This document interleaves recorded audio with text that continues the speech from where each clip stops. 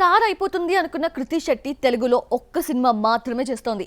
తెలుగు వాళ్ళు ఈ అమ్మని రిజెక్ట్ చేసినా మన వాళ్ళే తమిళంలో క్రేజ్ తీసుకొచ్చారు. ఈ అమ్మడికి ఆఫర్స్ కూడా ఇప్పించారు. అదిలాగా చూద్దామా?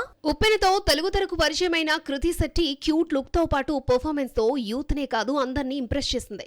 ఉప్పెన రిలీజ్ కాకుండానే కృతి శెట్టి బిజీ అయిపోయింది. శ్యామ్ సింగ్ రాయ్ లో నానితో, బంగారాజులో చైతుతో జతకట్టి హ్యాట్రిక్ కొట్టింది. ఆ తర్వాత వారియర్ లో రామ్ తో, ఆ అమ్మాయి గురించి మీకు చెప్పాలిలో సుధీర్ బాబుతో, మాచర్ల నియోజకవర్గం సినిమాలో నితిన్ తో జతకట్టి యంగ్ హీరోలకు మెయిన్ ఆప్షన్ అయిన ఫ్లాపులు వెంటాడాయి.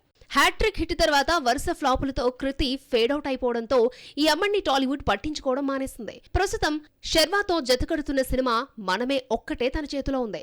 సినిమా జూన్ 7న రిలీజ్ అవుతోంది. కృతి శెట్టి నటించిన 2 సినిమాలు ది వారియర్, కస్టడీ తెలుగుతో పాటు తమిళ్లోనూ రూపొందాయి.